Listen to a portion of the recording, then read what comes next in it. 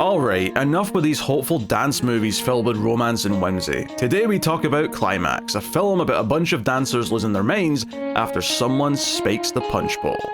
A terror-filled art house movie ought to cleanse the palate just right.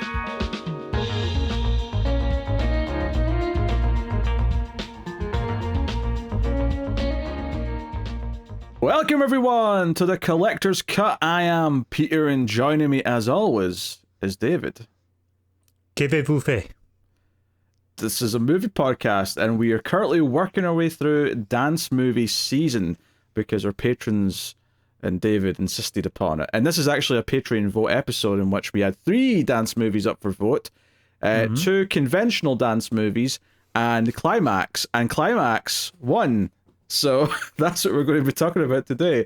And for the record, I have never seen a Gaspar Noé film before, so that was a first. Yeah. It is Noé, by the way. Oh, is it Noé? Sorry. Yep. Noé. Gaspar Noé. Okay, well, I've learned something already. We'll get into the movie in a little bit, of course. We'll start spoiler-free, as if there's a lot to spoil in this one in particular. But just before we do get started, though, I'll just remind you, if you are enjoying the show, do hit the like button if you're on YouTube. It helps us out a bunch. And of course, at the end of the show, I'll tell you more about this. But me and Patreon do some bonus shows over on patreon.com/MailFuzzTV. Yes? You didn't even catch you said that. You said me and Patreon do some Patreon shows. Look, I'm on autopilot, okay? I have fine. no idea what I'm going to say about this movie, and I am flustered at the thought of even trying to discuss it. See, that's the thing. As I'm watching the movie, I'm like 75% engaged with the movie, but the remaining 25% is like, I don't know if Pete's gonna love or hate this, and I don't know what we're gonna say. I'm not even sure how I feel, honestly, still at this point. It's I mean, it was more interesting than the last 2 dance movies we watched. I'll say that. Yeah. All right. So let me just put that out there. I suggest the dance movie genre, and I put out, the basics. I say you're like dirty dancing and whatnot. And then I would like to interject just before you make whatever point you're about to make, is that this was a vote episode. So this was next to 2 more regular movies, and the patrons chose this one. So while I did 100. Put it in the vote because I thought, wouldn't it be funny to put a weird one in? They picked it. Want that to be clear? I'm not saying it's your fault. That's not the point I was going towards. The point I was going towards is that I wanted this season, as like I concepted it, to be, a bunch of like lighthearted schmaltzy sort of like 80s, like exactly what Dirty Dancing is, but then just copy and paste it over and over. Don't worry. The next couple of episodes, I'm pretty sure we're back to 80s typical dance movie stuff. Absolutely. But here's the thing. I'm not going to be able to sleep until we get to those episodes. I'm not going to be able to go to a party until that bunch of episodes. I'm not going to be able to hear rhythmic thumping in a dance-like pattern until those next couple of episodes, because this was a nightmare. To be fair, I think it's supposed to be a nightmare, at least to a point. It is. I was actually quite scared because I had to go rent this off of YouTube, and they give just the one little genre. They don't have multiple genres. They try to boil it down into one. And as I went to rent it off YouTube, it said horror. That's already a bad sign for me. Yeah, I mean, it kind of is. There was a split second where I noticed the horror tag where I went, have I robbed Screams After Midnight, which is our horror movie podcast that I do with Tim, for anyone who's not aware. And I thought, have I robbed a movie from that show? And to be honest, by the time I got to the end, I was like, I don't think so. I don't think it really fits in with those movies. And certainly, I don't think Tim would have much to say about this. So that's fair. I feel like it's probably in the right place. And it does fit dance movie season. You cannot deny. I hate that it does, but you're right, it does. It absolutely does. This is about a dance troupe who is assembled for a competition or a tour of some kind, and they have finished one of their big rehearsals after their first little spell of rehearsing in a sort of remote sort of building in the middle of winter, and ultimately someone has spiked the punch bowl with LSD, and things get a little crazy. Hectic? Things happen. There's hijinks. That's the basic premise. I saw one place. I've not seen that. Like Wikipedia didn't say this, so I don't know if it's true. But apparently, it's very, very, very loosely based on a true story.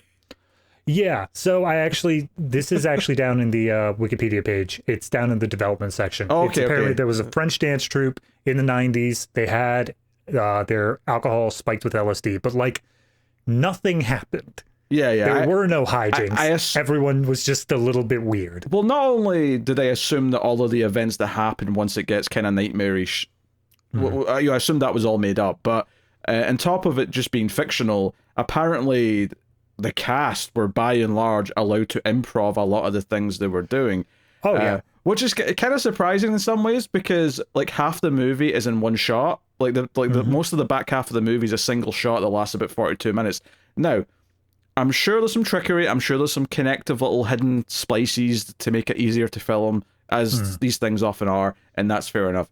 But a couple of the moments do involve something resembling a special effect. You know, maybe not a CG effect, but certainly like some sort of prop that does something, or in one case, a little bit of fire. So, you know, you have to kind of plan for this thing. Oh, yeah. You know? Well, I mean, the IMDb trivia, which again could be fake, but it says that the shooting script for this was 5 pages long, which I believe. I believe that it. Seems totally plausible for this movie because the lack of dialogue that seems scripted in this means that everything would just be like a general mood of like, we hit this beat and it feels this way, and then we hit that beat. And I think that's the best way to describe this movie is it's super emotionally, like it's just hitting you and making you feel a certain way. It barely has a through line. It barely has a plot to say anything of, but its entire purpose is to get you into that mindset of, oh God, this is hell. And it just keeps piling on right up until the climax. So, yeah. Yeah. Also, technically, it's mostly a post-credit scene. That's true. I mean, that's like saying any movie prior to like the 70s is a post-credit scene because the credits run at the beginning. No, because that's different. Closing credits and opening titles are different. Movies never used to have the closing credits, but the opening titles they did have. And they're distinct in the sense that some movies have them both at the end now. You'll get the opening titles and then you'll get the actual scroll of credits. They're two different things. This movie has the closing credits after one scene. And then it has the opening titles at the 42-minute mark of the movie. If that sounds confusing, it's because it is. It's weird. Yeah. It's absurd. I don't understand the point of that necessarily, but well, that's Gaspar Noé's whole thing. Is I've only ever seen one of his films. I've caught clips of a bunch of his films, but one of his other films in completion, which is Enter the Void, and his whole thing is essentially the idea of film. Yes, it can be told to tell like a narrative, but the primary focus that he does is establishing this mood and letting the audience leave in like a different place. And I think that works for that because moving the credits to the beginning allows you to just end the movie. Like all of a sudden it just stops and it allows you to leave in that like messed up mindset place without any sort of wind down afterwards, you know? Yeah. Still, I was very confused as I started the movie and I was getting closing credits 2 minutes into the film. And I was like, this is strange. Am I watching the right thing? Did I make some sort of... Is this version glitched or something? Like, what's happening? You got the Memento cut. I'm so sorry. Very surreal. Before we go any further, though, I should just ask, David, did you like Climax? Man, I don't know. I have no idea. Okay, so... I'm really bad with horror movies. Like, I just want to say that up front. I don't do well with high tension and suspense and stuff like that. He's a little baby. He's a little baby. Absolutely. Wholesale. I am the type of guy who, like, if things get too tense, I will pause the movie and just take a step away. I'm not a big fan of that. So, with this movie, I was really trying not to. And for the most part, I succeeded. I did have to pause once, but it was not because of tension. It was just because I had to go get something. But I just like was so uncomfortable the whole time. Like as soon as it hit the halfway point where like the plot really starts kicking in, it just did everything in its power to make me more and more uncomfortable. It did just crazier and crazier things. But that is very clearly the intention of the movie, is this idea of this is hell. We are diving into hell as a concept and what that looks like here.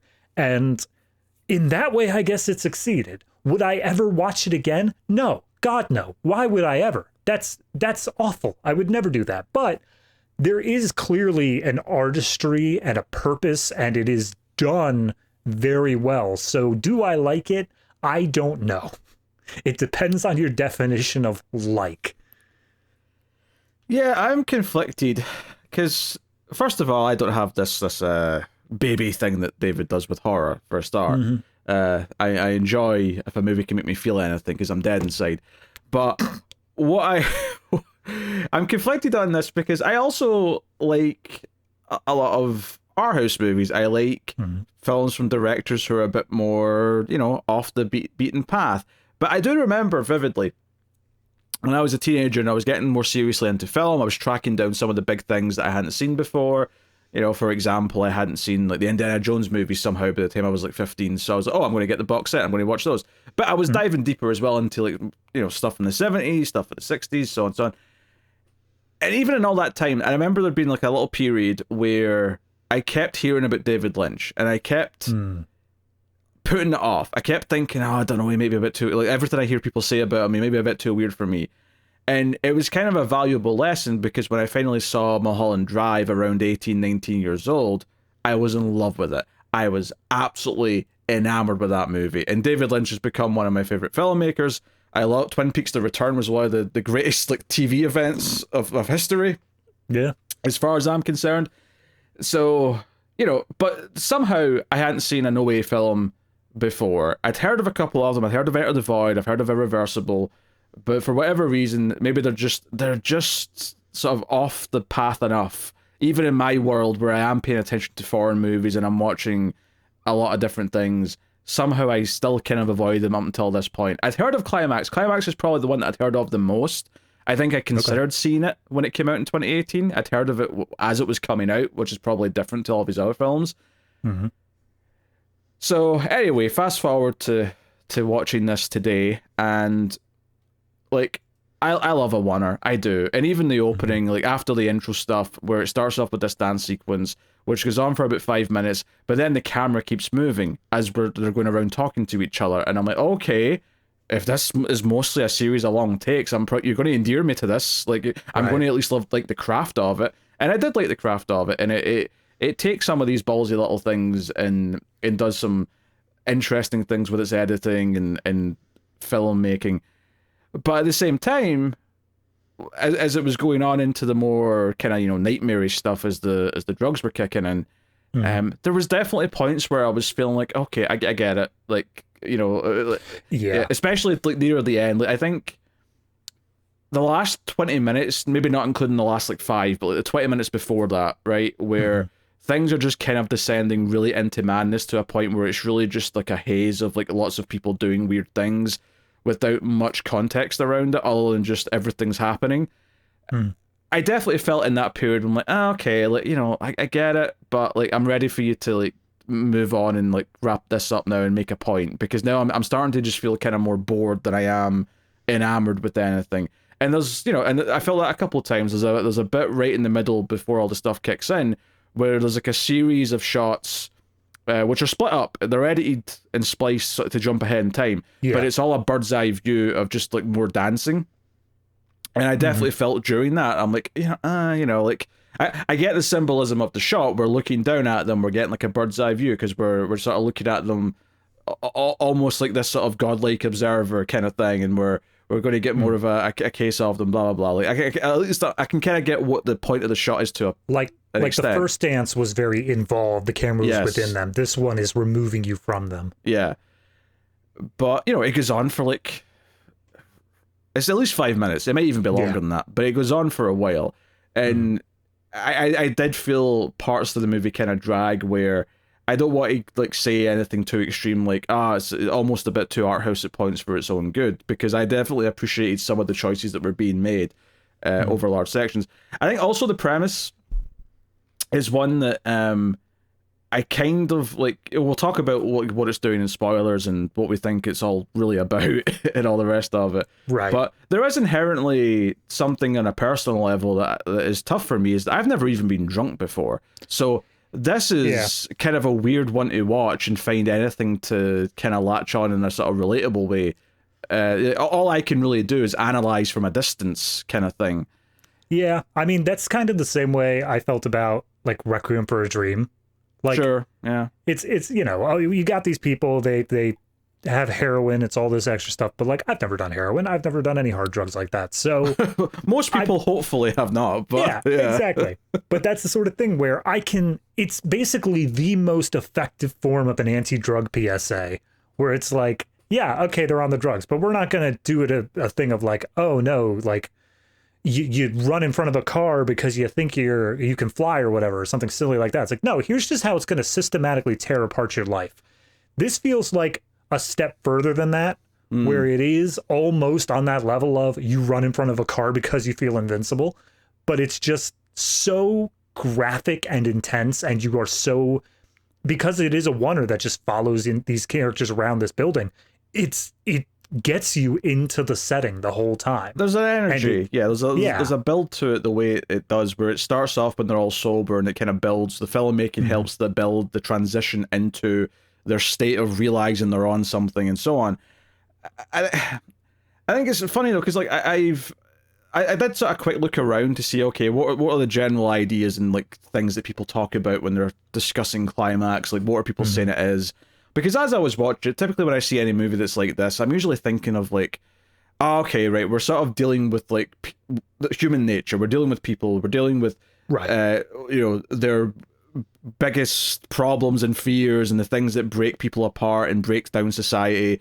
And I was seeing like things in this movie as I was watching it, and that it was kind of like tapping into that. And I was seeing, oh, this is like how they're treating each other when their true selves can come out, if that's how you're internalizing what's happening when they're on the LSD and so on. But when I was looking up what people were actually saying about it, it's like, yeah, part of that is kind of there, and there's kind of this, like almost anti-drug, although I think Noé said that he's not necessarily anti-drug, but he's anti-fear. And I'm like, okay, I guess I kind of get that. But like, for me, because the LSD here was something that none of them actually chose to do, right? It was something that they were tricked into. I still kind of felt myself feeling more like I was analyzing just kind of, okay, what actually happens though once all those barriers that they all have are removed and all of their real desires and fears all start to flood out, and all the craziness that happens from that. That's kind of how I was looking at it as I was watching it. But yeah, because it is something where, as much as we say it's a nightmare sequence, there are characters who are enjoying themselves. There are characters who are having a good trip, as opposed to most of them which are having a bad trip. So I think it is interesting that there are characters in this that don't, like, they aren't, I don't want to spoil anything, but like they aren't doing horrible things while they're on the drugs. They're all dancers, so a lot of them are just dancing the entire time throughout this whole thing. And it's interesting to see the dichotomy where it isn't played 100% as this is hell for everyone. There is some outsets of like, no, some people are okay with this, and they just continue on with the movie as if it is normal, I guess. Yeah. So yeah, I don't know. It's such a weird premise for me that I just don't know how to feel all that much about it. It's the sort of thing where maybe if I did watch it a second and third time and sort of go into it with a bunch of ideas already in my head and sort of thought about how all the characters bounce off each other, because that's actually one of the other problems, is that there's so many goddamn characters. Yeah, I was about to ask you that. I think I counted up on Wikipedia, there's 20 named characters. So were you able to keep track of them? Because I think the movie actually did a decent job at like the bigger ones, the ones that we follow more frequently. I was able to keep track of them pretty well, all things considered. Yeah, some, not all. I will say I caught very, very few names. So there was some scenes where two characters were talking about someone else, and I'm like, I can only guess at who you're talking about, honestly, because I don't know any names. Like, I know who everyone is when I see them again, but to actually get the names was not, except Cyborg, because I laughed and said, "Oh, this is a DC Comics movie, then, is it?" Because it actually comes up at the bottom, because they all get an introduction at the start where their names come up, which did not help, by the way. I still didn't remember anyone else's names. Oh no, because it's too many. 20 in a row, right? You get 20 in a row of these little like speaking to cameras, because it's like their audition tapes for this dance troupe at the start of the movie, and they're talking to the camera. And they're, and obviously the themes of this movie involve drug use. They also involve sex. There's a lot of talk of that. Sometimes for too long, there's a scene about a third down where two guys are just talking about sex for what it feels like an eternity. And it's just a bunch of crude shit about shoving it in the ass and worried some poop might come out. Like, that's the extent of it. See, that entire like segment there where they're doing the little cutaways to people just talking about each other and to each other, that 100% was the improv section. Like, where they were just told, like, all right, here are the character names, here's their basic, like, how they act in general, here's your relationship to them, go on. The camera's rolling. And that's honestly why I think that segment did have so many, like, very obvious cuts to the exact same conversation, because they were just cutting out all the in-between stuff. They were cutting out all the crap. Yeah, exactly.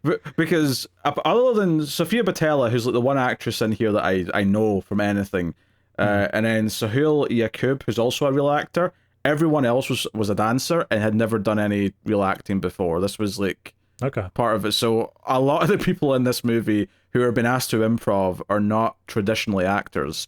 So I imagine if I spoke French, maybe I would have some opinions on their acting, but I mean I don't. So that's probably hiding at least some of, if there's any weird like first timer kind of qualities to them. Can I just say real quick? This is actually shocking to me. I completely forgot that Sophia was the lead in Rebel Moon. Like, that's just complete. I'm looking at her thing now. I'm like, oh my God, she was the main girl. And I just completely evacuated that from my mind. I did not forget that. Admittedly, though, I still think of like Kingsman first, or even that horrible Mummy movie she was in. But yeah. I'm just like, we watched that like what, less than 6 months ago now at this point, and that's just completely it's gone. That was December, even though 3 months ago. Yeah, no, crazy. Yeah. I mean, by the time this goes out, it'll feel longer for the audience, but for us recording right now, it's about 3 months. Yep. So, yeah, I can find. I think I appreciate some of the filmmaking involved, but I don't know if I ever truly connected with the movie. I will say the best thing I can sort of compare it to, and it's like back half, is probably the last like 20-30 minutes of Mother by Darren Aronofsky, if anyone's ever seen that. That idea of losing control and just kind of following a character around as lots of crazy things are happening. It's not the exact same, but it definitely made me think of that. It definitely had some of that kind of chaotic vibe to it, where there's like no control over anything. Yeah, I would say is that. I mean, I haven't seen Mother, but I would say that sounds right. Yeah. All right. Spoilers, I guess, then? Are you... Yeah. I mean, I will say, if you enjoy techno and that sort of stuff, it's a continuous soundtrack of what I guess are big names. I noticed Daft Punk popped up in there, so I'm assuming the rest of the soundtrack is also equally notable, but I'm not huge in the techno scene, so I can't be sure. That's fair. The music's pretty constant throughout, because, and it's all relatively diegetic in the sense that there's supposed to be music playing the entire time. In fact, you really notice it at one point, like 2/3 through, when the music turns off for like a minute, and the lack of it feels like, oh, everything feels really empty all of a sudden, because we've had it consistently since after those interview tapes, which is what the movie more or less starts with. Once it goes to the start of like their dance routine rehearsal, from then on until the moment the music cuts off, there's just music playing constantly for like an hour. So you really feel the absence of it. But yeah, spoilers just in case anyone's not dipped out yet. Spoilers for Climax. Also, I'm just going to bring up here, we don't typically do this, but like content warning as well, because there are some really messed up things in this movie for anyone who is sensitive to certain things involving like sexual topics or violent topics as well. Sure. Yeah, honestly, there's not a whole lot of things to spoil outside of a couple of key moments, really. There's like a handful of moments where something shocking kind of happens.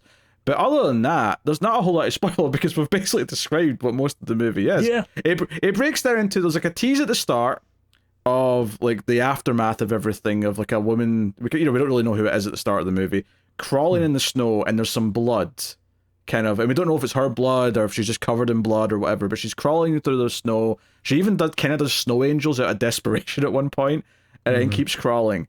And then it goes to the interview tapes, which, well, actually, it goes to the closing credits, I should say that. And then it goes to the interview tapes, which is like a solid 10 minutes of just these snippets of these interviews, and it's mostly the dancers been asked about their dreams, their passion, any drug use they've had, and their sexual like activity and their lives.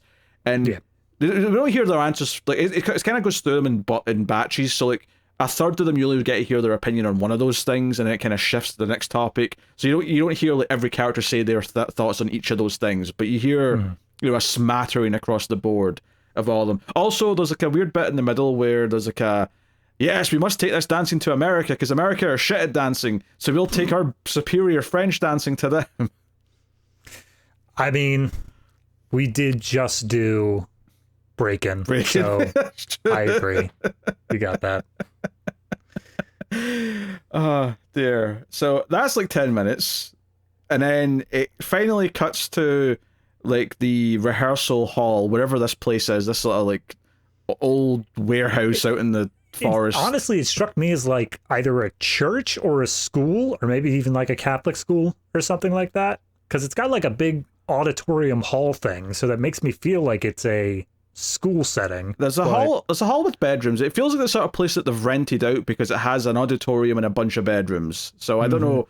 Yeah, maybe it's converted from being something. Maybe it was a school or I don't know. Maybe like an old folks home or something. Just anything that would have a bunch of bedrooms and then like a hall. Wikipedia says gathers in a rural abandoned school. So okay, fair enough.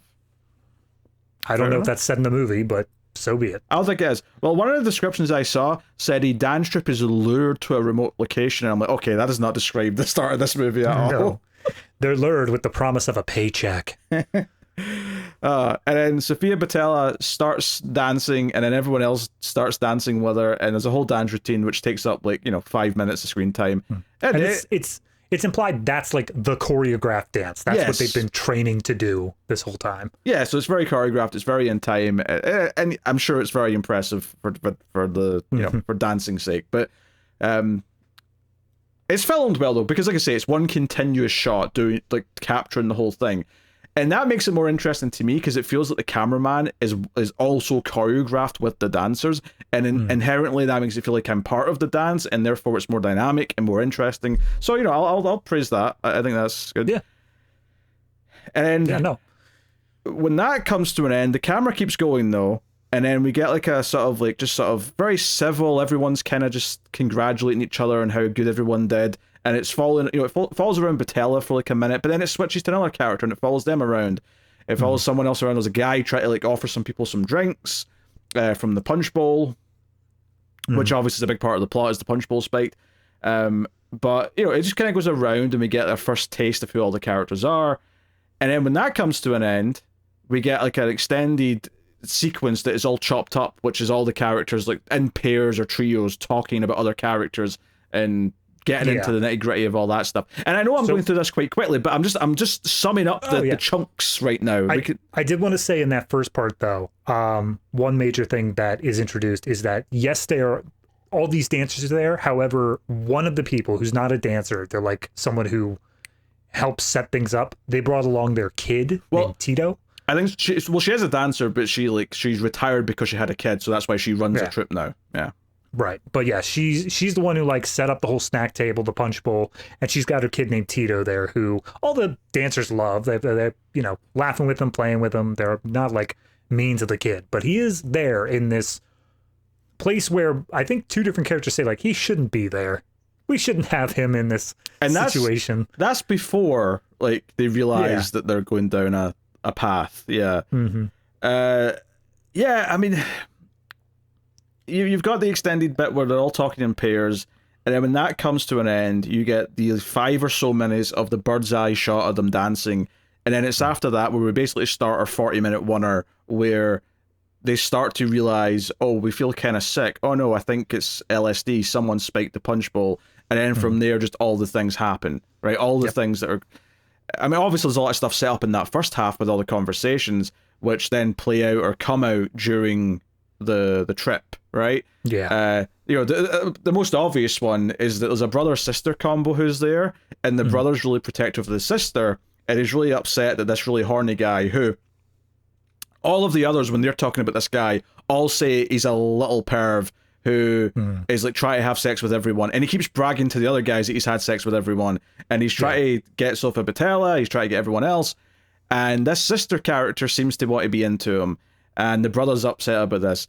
This keeps escalating once they're on the acid, because not only does he start beating this guy up very violently, which is one of the more... it's not one of the more shocking parts of the movie. It's quite tame compared to some of the other things, but it's, it's very violent and abrupt. The payoff to this, if you want to call it that, is that they seem to have sex, the brother and the sister. And it's the idea that there was an incestuous attraction from the brother, which is why he was so protective and jealous. And honestly, the line "Don't tell Dad" really made me laugh in a really dark way. Because that line comes just after the climax. Like everything's starting to come down for a second there, and it's like a calmer moment. You're just like, oh man, it definitely came after the climax, David. It did. Honestly, anytime we reach the end of one of the characters' like plots or the end of like what's happening, just call it the climax, because that's what it is. Yeah, I mean, a lot of the characters end up having sex by the end. We don't see most of it, to be fair. Apparently, this is actually quite tame for sex compared to these other movies, which are a lot more, pornographic, basically. Yep. Yep. I was expecting the worst, and I got it, but in a different way than what I was expecting. Yes. So that was like one thing. I mean, obviously, the one who's running this place, the son comes back downstairs at one point, and everyone starts freaking out about him being there. But he's already taken some drinks of the punch, so they're like, "Oh shit, why's he drank that?" And the mum grabs him and locks him in like the cupboard or the closet that has the electrical closet stuff in it. And I was kind of like, okay, like this is where I was really starting to like my analytical mind was starting to come. Okay, what's this saying right now? This kid is in a dangerous place because all these adults are being unhinged, and the mother's only way to protect him is to literally lock him up like a prisoner as he yells and is scared from beyond the door. Also having his own acid trip, presumably, because he's drank some of the punch. And she literally says to him, "Don't touch any of this electrical stuff. It'll kill you. Don't do that." Which is why when the music cuts out later with the lights, she starts panicking. No, it's not even the music cuts out. Like, all the lights go out except for the red emergency lights. The music stops, and we are focused on her character as that happens. And even with her being strung out of her mind, she recognizes what just happened. She recognizes like, oh, the electrical's out. Oh, the electrical's out. And she just immediately starts panicking, but she can't find the keys to the room anymore. So her son is just dead on the other side of that door, and there's nothing she can do about it. I mean, presumably, we don't actually know for sure, really? Like, if he is in the outside. Because at the end of the movie, he doesn't look like he's been electrocuted. No, but the box is open. The box is open. That was specifically closed beforehand, so... But he might have just flipped some switches, though. Possibly. At the end of the movie, he legitimately looks like he's just sleeping. And I thought the point of that is that made the fact that the mother killed herself trying to get into the room, and because she couldn't get into the room, they find her in this pool of blood at the end. I thought the added tragedy to that was that he was fine. All he did was flip some switches and went to sleep, by the looks of it. I mean, I think it's implied that he's dead because every other character who does end up alive, they very implicitly show them as, like, moving in some way. I'll be honest, it never even occurred to me at the end that he was dead because he looked like he was just curled up sleeping. But, I mean, I'll happily accept it. I'm wrong Don't happily accept that. But don't happily accept that at all. But he didn't look like he was dead to me. He looked like he was just having a nap. But yeah, like, so that's her whole thing, and her frantic, because we're following other characters during this bit, we see her like ripping up cushions and like in the background looking for keys and whatever. And keep in mind, as all this has happened, it's all one shot, so it focuses on her for a little bit, but then it goes to follow other people, and then you'll see her in the background doing some of this stuff and yelling, and then we'll go away because we're still following someone else. You know, we'll kind of just see glimpses of it every so often. What we do in terms of general pacing is that there's the central dance hall area, and that's where most people are congregated. And then there's a hallway leading out of it, and right on the corner there is the electrical room. So you'll see her like pounding on the door, or you'll hear this kid screaming from there consistently throughout the first half. Yeah, notably not after the power goes out, just to make it seem scarier. Yeah, absolutely.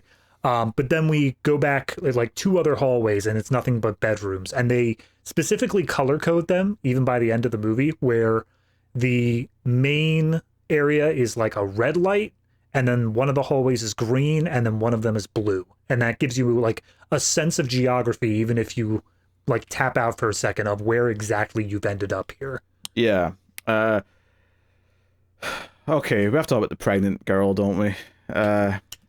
Sure, man. Actually, hold on. To start, there's a guy who doesn't drink, right? And he says that in his opening video, the interview. He says he doesn't drink, doesn't do drugs. And when they all realize that the bowl of punch, the sangria has been spiked, they all start. One of them starts pointing at him and goes, "He must have been him because he didn't drink any." Right? He's basically just been accused because he didn't drink any of it, and they very quickly throw him out. And I think one of the things that's interesting here is that until they open the door to throw him out, you don't actually know there's snow outside. You don't know what the weather's like. You don't know where they are, really. Yeah. There's never an establishing shot. I know the opening shot showed you someone in the snow, but we didn't have context for that and knew that was going to be where they are now. I mean, for all I knew, they might have moved to a different location halfway through the movie. Who knows? Yeah. No, possible. I mean, I think you can assume that once you get the idea that it's a oneer for so long up until then, they're probably just going to stay in this area. But yeah, no, that's the first time that we actually get confirmation of like, no, it's snowy outside. And I think that also doubles down on the idea of just how bad it looks outside, that no one's going to show up here. Yeah. Like, this isn't a thing where someone's just going to idly come in and catch them doing this. Like, this is just them for as long as this takes. Yeah. So he's trapped outside, and there's actually, I mean, people mention that they've thrown him out, but no one ever questions if he's okay or anything like that. And it's just at the very end of the movie, when we get a lot of different bird's eye shots of all the characters and where they are in the morning, we see him buried under snow, presumably frozen to death. Like, he's died out there because they threw him outside. And the reason why I mentioned that first is because it's brought up in the scene with the pregnant woman. So there's a woman who wasn't drinking either.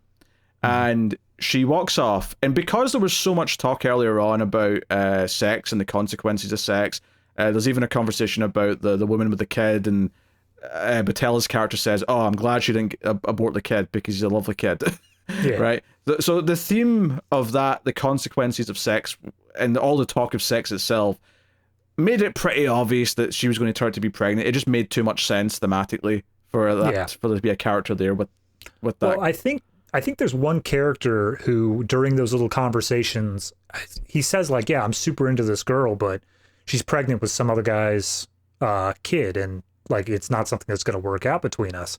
And I'm not sure if we ever get the name, but it does really put it in your head, because he says one of the dancers is the girl that he's into. Yeah, we don't know who he's talking about at the time. It's not until later that we learn, this is the woman who's pregnant. But you have that in the back of your mind as this progresses. You know that one of them is pregnant, and that clearly that's going to come into play somehow, because that's just a Chekhov's gun if you've ever seen one. So she retreats to one of the bedrooms, and Boutella goes to like check on her and asks her what's wrong. And she says she feels sick, but she's obviously not had any of the drink. So it's like, okay, she's sick because she's pregnant. And she eventually admits that, and she talks about it. She doesn't know who the father is, blah, blah, blah. I like how she begins that conversation with Patel. Patel is clearly out of her mind right now. She is super high. And she's like, I'll tell you, but you have to keep it a secret. I'm like, she's not going to be able to keep a secret. What the hell is wrong with you? I mean, you can literally, if you want to go back in time, count the seconds until she yells out she's pregnant. Yeah. Because under 60. Which, don't get me wrong, the circumstances of which she yells it out are maybe justifiable, even though she said she'd keep it a secret. Because this other woman, this tall woman who's got her head shaven, right? This is the problem with having so many goddamn characters. But she comes in. I think it's Dom. Oh, that sounds right. Something like that, yeah. Yeah. And she's like, hey, why weren't you drinking? Maybe it was you. Maybe we threw out the wrong guy. Maybe you're the one who spiked the drink. Maybe it was you. And she's like, no, it wasn't me. And they sort of start arguing, and it gets more heated, and eventually Boutella just yells, she's pregnant, like, leave her alone. Mm-hmm. That's why she wasn't drinking. And Dom says, look, yeah, right. And then punches her in the stomach. And it did hit, because this is like the first shocking thing that really happens, I would say, in the movie. Mm-hmm. It's the first time, I mean, something else happens really quickly after this, but this is the first time where something just like, oh, that was dark what they just did there. And meanwhile, just because it kind of spirals out of this, because they walk past this, basically, going to the next part of this story, is that there's this woman who in the opening interviews said she did cocaine once, but then during the party, she's just asking everyone for cocaine. She just wants it really badly. And there's this other girl who everyone jokes is a complete junkie because she's always doing cocaine. So she keeps asking this other woman who does the cocaine, do you have any cocaine? Well, they also explicitly say somewhere in here that the counterbalance to acid is cocaine. Yes. So if you're feeling too overwhelmed right now, you need cocaine in order to balance it out. How true is that? Probably not very, but they believe it at the very least. Yeah. So she keeps asking her, and she keeps saying she's got none left. But then, right around this part, the girl who wants cocaine walks into the room, and she's snorting cocaine, and she's like, you bitch, how dare you lie to me? You should have given me some. And she's like, just F off. She pushes her into the stove, I guess, which is on. She pushes her, and this woman, the back of her hair catches on fire, and like her back's on fire. And this is when the pregnant girl walks into the room, sees this, is obviously very upset and scared that something's just happened to her baby. Because when she got punched, she was down on the floor, like crying, and like, you know, she was clearly concerned and saying she needs an ambulance. Then she sees this, can't deal with that because there's a woman on fire, and then walks out into the main area to confront Dom for what she just did.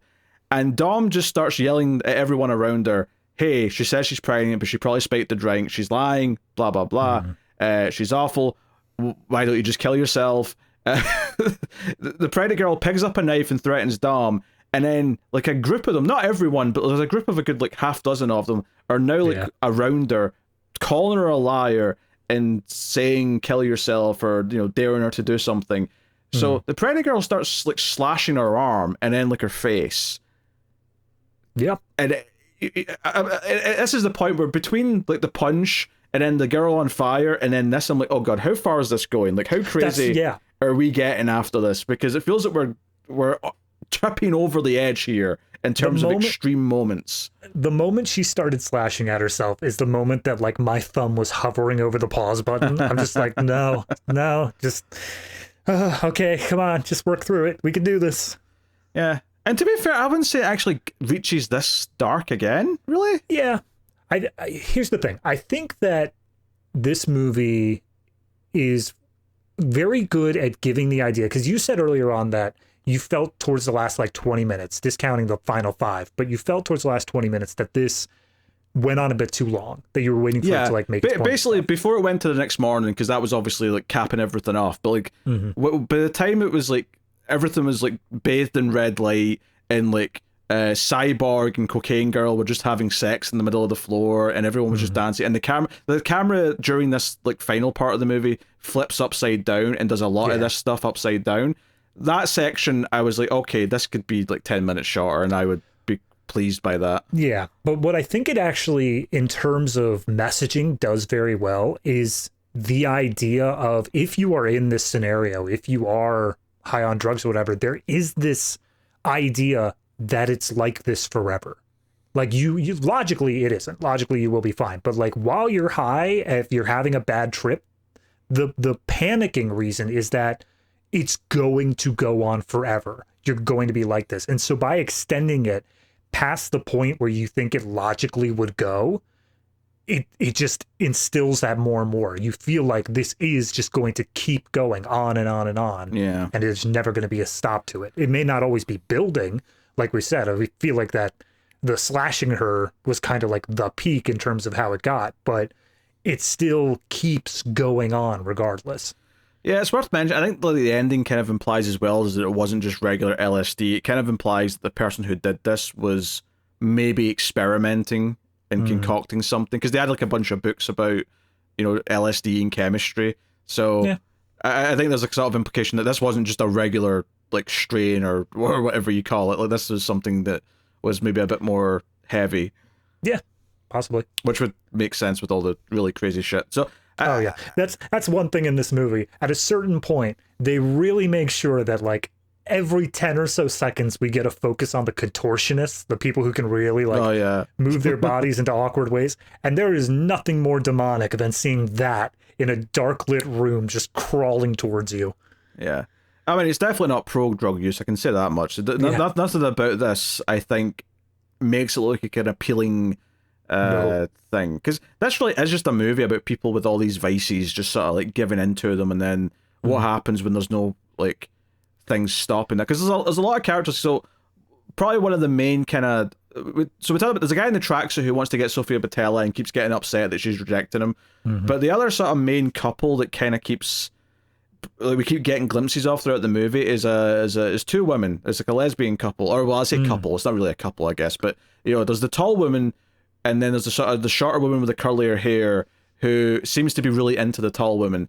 And they're the only ones who speak English as well throughout the whole movie. Yeah. I mean, I think Boutella once or twice when she's talking to them speaks English, but yeah, like it's just them, presumably because they don't speak French.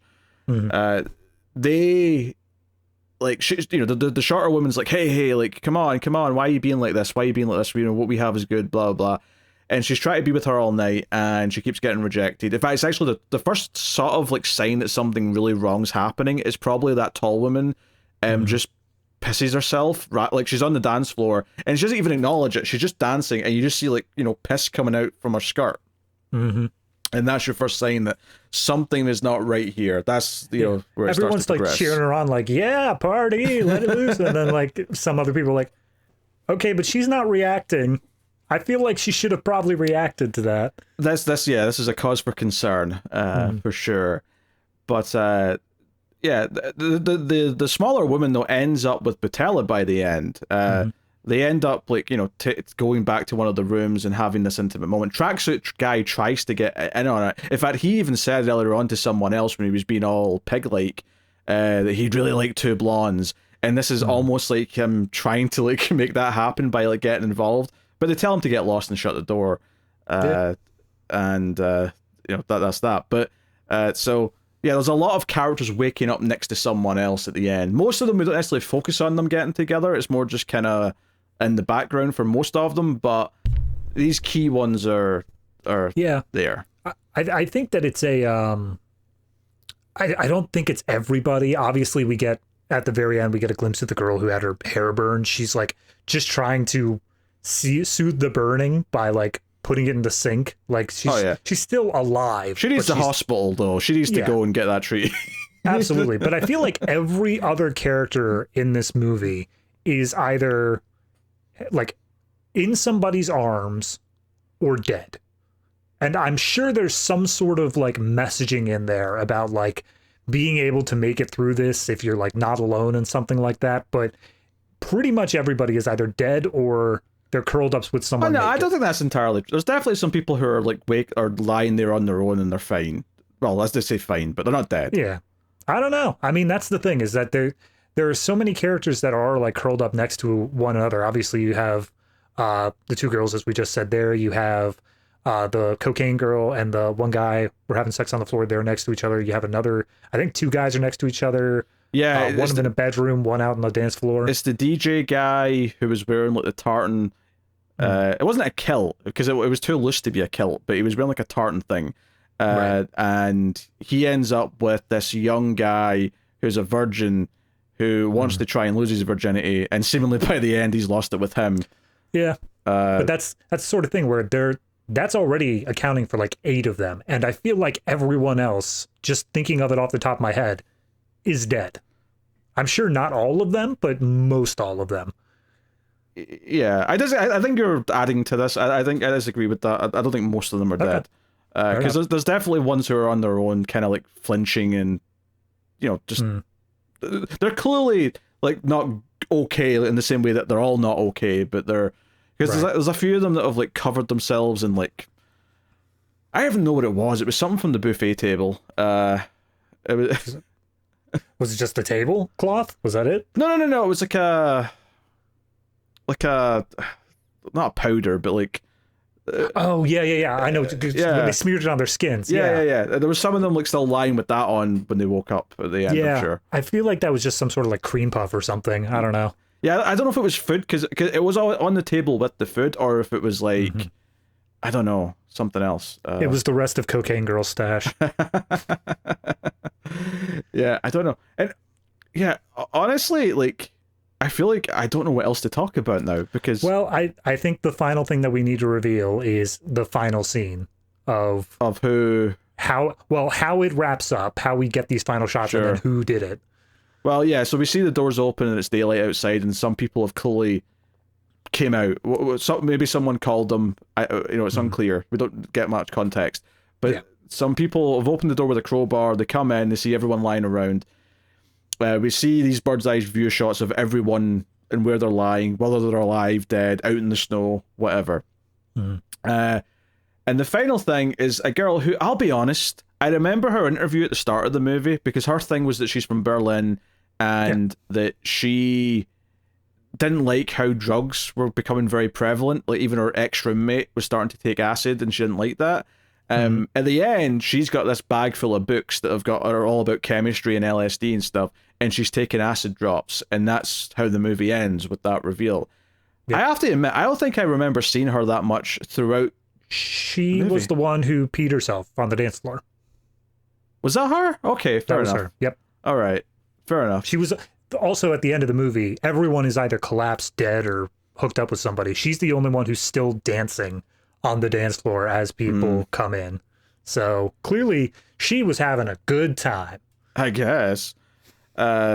Which, I mean, I almost want to ask, like, does she have much of a motive beyond she just thinks this is what a good night is? But well, I think the one conversation that really sticks out in my head now is the girl who the smaller one trying to get her attention, saying, "Hey, we got a good thing," and she just completely silent the entire time until finally she gets her attention and says, she's like, "Oh, what? Did I upset you or something?" And she's responds with like, "No, you're just boring." And I think that all of this was just for the idea of it's interesting to her. I think she wanted to see how this shakes out. I think she wanted to cause like a little chaos in that regard. Yes, and at least 2 people have ended up dead as a result. Yep, 1 severely burned, 2 dead. Yep. So, yeah. Also, the very final shot, the thing that I would say is like the climax because it cuts to black immediately afterwards, is tracksuit guy being roughed up by a bunch of people and they just like slam him against the concrete, and the moment his head hits the floor. I was going to say that's not the end, but you're talking about the end before the next morning. Yeah. Yeah. So like music's pumping, everything's red, they're screaming and yelling in the background, and then his head hits the concrete and just smash cut to black. That's where we end it. Yeah. I think you see him lying next to vomit in the morning stuff. So, honestly, so bring the kids. It's a good family adventure. Yeah, I should also mention that every so often there's like sort of, I'll just call them pretentious title cards. I mean, that's fair. That's fair. Where it's like, living is but an illusion. Hold on. I had it up. Let me see if I can get back to it. Because it's in French, but it's like big, bold font. Yes. That says like something specific for each one. Here we go. So the first one here says birth is a unique experience. And that's at the very beginning.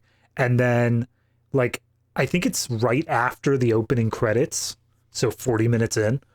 Life is a collective impossibility. And then at the very end of the movie, it says death is an extraordinary experience. So yeah, I think I saw one of the things I saw said that one of the main themes of the movie is that human beings are truly unpredictable, which I guess I kind of get, but like I don't know if I find that satisfying as like a narrative focus because it is just a bunch of chaos. Like, Yeah, I saw one comparison of this to 2001, specifically the opening sequence of apes gaining tools and, you know, becoming man and whatnot. mm-hmm. And this just being the opposite of that. This being man reverting back into its primal nature and going full tribal in that regard. Okay. Obviously, I think this movie is very, I don't want to say like anti-life, but like it's almost Darkseid is a DC movie. This is Darkseid's movie. Exactly. Anti-life equation. If you notice during the final dance scene, when everyone's like posing, they make an omega symbol. Oh, they don't. But no, that's I feel like this movie is more so, especially with those three lines: birth is a unique experience, and then specifically life is a collective impossibility. I feel like that's just pointing to the fact of like people suck. Life sucks. This is all for naught. And like everybody who's just trying to push their way through, that's all it is. It's just this like struggle every day. I feel like that's kind of the tone I get from this. Like the only thing that's keeping us from doing the things in this movie is this societal expectation, this like the world that we've built around us. And the moment that's stripped away, the moment that everyone just goes back to that part of their brain that can ignore that, everything just goes to hell. It's a bit nihilistic. That's what I got from the movie. I didn't come out of this thinking like, yeah, life is pretty good. I mean, that's fair, but I think it's... Yeah, I don't know. I don't know if it sits with me. Like, I don't know if it's speaking to me like I'd want it to. I think there's ways to do those types of ideas and do... Like, the way you described this being the inverse of the opening of 2001 sounds amazing to me, and I think with a different director, it probably would have... Like, I'd probably respect that that's what the movie was, is that this is human beings breaking down. I think as it is here, like... I can respect the filmmaking involved, but I don't know if I feel like I really like if the tone and the message of the film really kind of landed with me. No, that's fair. So, yeah, I think I'm conflicted. I think I definitely did not come out of this like angry or anything, but I definitely did not come out of it going, "Oh my god, I can't believe I waited this long to see an Away film. I need to go and find the rest of these films." I'm I'm not in any rush. Like it's kind of this. No, that's fair. Because again, that's from what I know of Noé films, which again is just Enter the Void and just a general idea of the other films, is that it is less about the story being told and more about the mood he wants to set. It's more about he wants to get you into a specific mindset. Like if he could just flash a bunch of those pretentious title cards on screen in a particular way and get you into that mindset, that's what he's going to do. Which, to be fair, let's make this very clear, is that I like many directors who are definitely like non-mainstream and do art housey things. I mentioned I like David Lynch. I like Nicholas Winding Refn, right? And I love him when he's at his most pretentious, when he's doing a shot of like almost nothing happening and some nice pretty lighting for 2 minutes before someone spits. Like, I can get into those. That said, though, there's still more of a story there, typically, overall, than this film had. But still, though, for long stretches, there isn't. You know? I like him... Oh, God. I'm forgetting his name. The director of Werkmeister Harmonies and The Turin Horse and Man from London. You can look it up. Yes. Like, I love his stuff. And his entire, like, thing is that he does these long takes that, you know, or like one scene will be several minutes of a single shot, and it'll be about experiencing the quiet, the silence between the important moments. So this is not a case of me not liking this because it's not like more mainstream or it's too art house. I like plenty of directors who are more about setting like a tone and a mood, and you know what little story there is taking place over 2 hours. This just, I think, just maybe Noé's like taste or what he likes to focus on is just a little bit just left of what I like. It's just a little bit off. Yeah, I get what you're saying. Obviously, he's not a director who, I mean, quite literally, his one of his statements upon finding out the Climax is one of his like more generally accepted films, one that like did better. By the way, your director's name was Bellatar. Oh, thank you. Yes, Bellatar. Yes. Like his book a lot. Yeah. So upon finding out this was one of his more accepted films, he basically kind of didn't like that because his belief, as is said here, is he believes that art and movies in particular should strive to make the audience uncomfortable. That's kind of his mission statement. He thinks that having art let people be comfortable means that they don't question anything. They don't think about anything. They don't like introspect at all. It's only when you're uncomfortable do you actually have to sit and wrestle with those ideas. And I think in that regard, this movie succeeds, for me at least, because God knows I was uncomfortable. But I also think that I'm not really introspecting anything. Like Enter the Void, without spoiling too much about it, is an entire movie about death. It is an entire movie about like your final moments of life. And that does make you introspect because it's something that everybody in some regard will eventually have to relate to. But this one, it just seems like so particular and something, again, like Requiem for a Dream, it's nothing that I'm ever going to experience. But unlike Requiem for a Dream, I don't think it did a great job of making me feel the sort of things that would relate to me, even in those situations. I mean, I think Requiem for a Dream still works. Like, I don't think... I think Requiem for a Dream is a movie that still speaks to people and still has like a message to everyone. It is very much the dangers of this kind of thing. Whereas this, like, yeah, there's dangers here, but it's not something necessarily that the characters chose by and large, right? Yeah. You could argue that it's revealing a lot of their other desires, and that's kind of part of what the movie's doing, but I just... Yeah, I felt conflicted watching it. I feel conflicted now. Like, there was moments where I realized we were doing long runners where I'm like, oh, I may love this movie.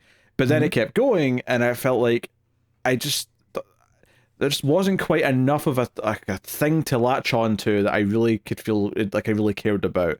Yeah, that was like I said, I wasn't sure if you were ever going to like this. I started off the movie, before I even clicked play, I was like, dance movie. Pete's going to hate it. And then it started going like really art house with it. I'm like, okay, Pete might like this. But then it started getting like not a lot happening. Like it was, again, those long segments. And especially once we hit the segments of like the improv sections where people are just gossiping about each other for 30 minutes straight. I was like, I don't know how Pete's going to feel. This could be great. This could be awful. I have no idea. Yeah, I don't know. I don't know how I feel about it, honestly. Needless to say, though, I think what is safe to say is that it didn't resonate strongly with me because I'd feel more confident about what to say if it did. Yeah, that's fair. I feel the same way. There was, as much as I was uncomfortable in this movie, which obviously was the goal, coming out of it, I didn't feel like, oh, that's made an impact on my life, or, oh, I really, felt something deep in this movie. It was more so the way that like witnessing a gruesome car crash is going to resonate with me that I'm just sitting with it and I don't like it. On what you said about Noé saying that these films are meant to be uncomfortable because art should be uncomfortable, and if it's not, then you're not challenging anything. I get what he's saying there just by hearing that statement, because art should be challenging. It should make you think about things. But if you're making something, and I'm not saying that this is what he's done necessarily, but just for argument's sake, if you're making something that's sole purpose is just to make the audience uncomfortable and there's not much more to it, then if it's just uncomfort for uncomfort's sake, is that really art either? Like, or is that just like shock and awe? Is that just No, I get what you're saying. It's those exploitation movies and whatnot, except even further down the pole. Yeah, it's just filmed with a lot more artistic flair. Potential. And I'm not saying that's necessarily what it is. This could grow on me over time. I could think about it more. But right now, I'm definitely in a very middling kind of opinion on it. Yeah, no, I get that. And again, I'm in the same mindset. I personally, getting out of this movie, I didn't find it, like you were saying, a traditional horror. It's clearly not something that would be on Screams After Midnight. It's much more of a freeform, just it. You know what it feels like? It feels like a trauma movie. It not trauma of like it's something that is a deep personal experience for someone out there, and they just had to get it out and put it to the screen. I'm not saying that's Noé specifically, but it felt like it was something of like working through some emotions and trying to get them out. That's the kind of vibe I was getting to it. And that's fine, that's good, but for someone who doesn't immediately relate to anything in this movie, I am not part of the French culture. I am not part of dance culture. I am not part of drug culture.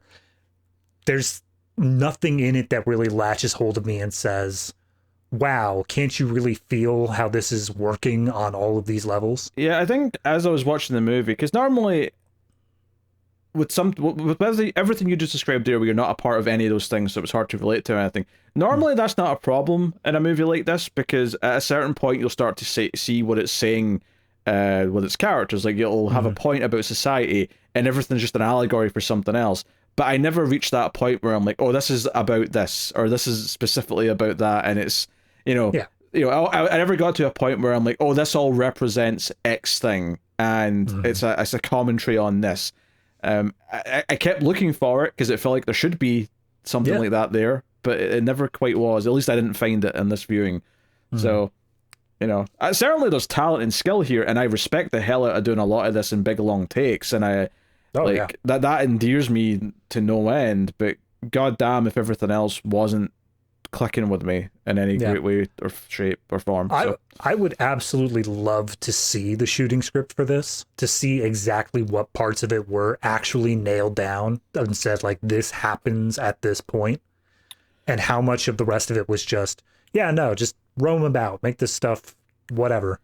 I mean, for the 40-minute shot, like, you have to like rehearse that. So as much as it was improv, it has to be sort of improv to the point where, okay, we've decided this is what we're doing now, so now we have to do it this way, so the camera knows where to go, so we know where we're following and how that leads into the next thing and so on. Right. So, but like, there's certain characters. There's one of the contortionist guys. He leaves the main dance hall and he's like out near the electrical room for probably a good like 20-30 minutes there throughout the 40-minute end shot. And he's just doing his dancing. We don't interact with him. We don't talk to him. We don't focus on him. He's just doing that. And that makes me feel like one of those things where if you didn't have somewhere you needed to be at that point in the improv, you could just do whatever, as long as you weren't interfering with the current shot, you know? And I feel like that was a bunch of the other characters, a bunch of people who weren't getting any focus at that time. They were allowed to do whatever the hell they wanted, so long as they were on their mark when it came time. Yeah, I'd say half of them are basically just background characters that you recognize because you see them enough. And then there's maybe 5 of them who are sort of B tier, and then there's like 5 who are like the ones who are really being followed more explicitly, give or take. All right, I got nothing else. Do you want to rate it? Yeah. Rate Climax. Okay. Oh God, how? That's the question. So again, I technically, I think this movie has a lot going for it. The fact that it is able to instill me with that sense of dread and uncomfortability, I think that is fantastic. It does a fantastic job of setting out what it wants to do there.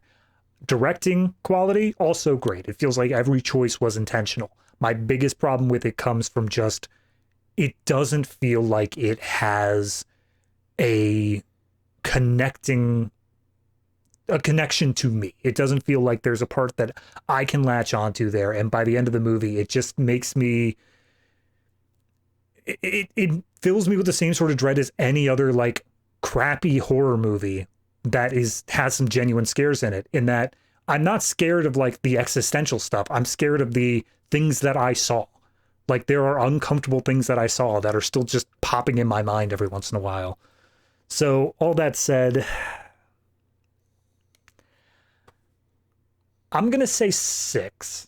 6 just feels right to me. It's a well enough made movie. It's above the halfway mark, but like, I can't justify giving it a 7 at any regard. So I mean, I think it's more than, well enough made. I think it's exceptionally well made. It's just, it's just not connecting to everything else. And Yeah, a 6 sounds about right to me as well, which is to say that it's on the positive side because of its technical qualities, but I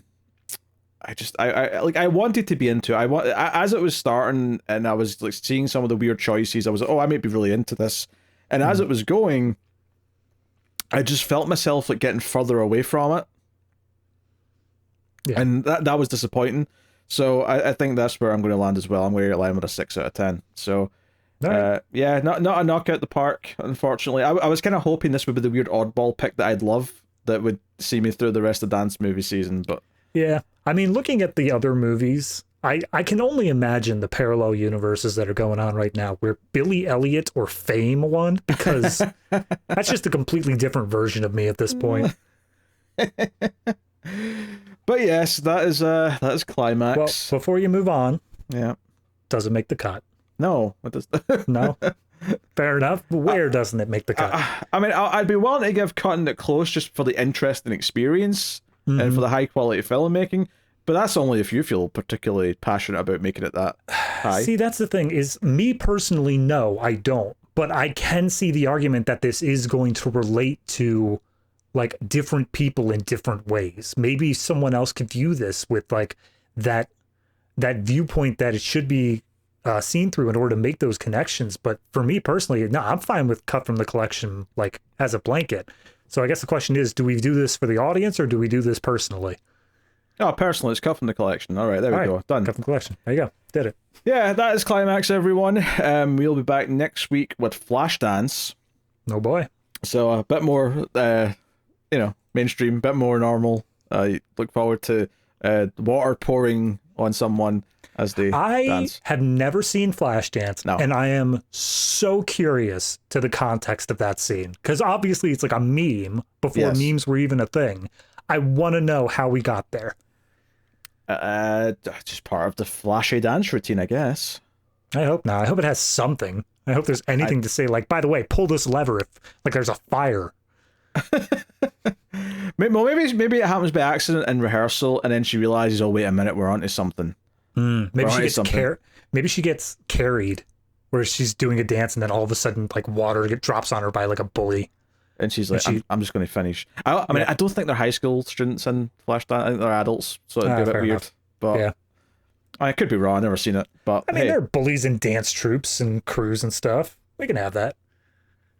All right, that's the movie. You can, of course, get some bonus content if you want more of me and David talking about movies. You can get that over at patreon.com/MailFuzzTV. We do 2 bonus monthly shows, as well as our other regular show, which is the Atomic Cinema Experiment, our sci-fi movie podcast. Make sure you check that out. We just had Alien Day, or we've got Alien Day coming up this week. Yeah. Prometheus. This one came out early so that the other one can come out on the right day. That's right. Okay, yeah, I should probably have said this at the start. Yeah, this is out on Tuesday this week. That you're not getting another episode on Saturday. It's just because Ace was going to be on Friday this week, so it made sense to swap Collector's Cut to early in the week. So that's the reason for that. But yeah, Alien Day, you got Prometheus coming. We've been doing the Modern Planet from the Apes movie, stuff like that. But anyway, on Patreon, you get access to the Criterion Cut, where we review movies from the Criterion Collection once a month. And we also do Extra Reels, which is a monthly review show where we do some of the worst movies of all time. Hopefully so bad they're good, but, it doesn't always work out that way. Nope. So that is the show. Go support on Patreon if you would, kindly, if you enjoy the content. But otherwise, that is us.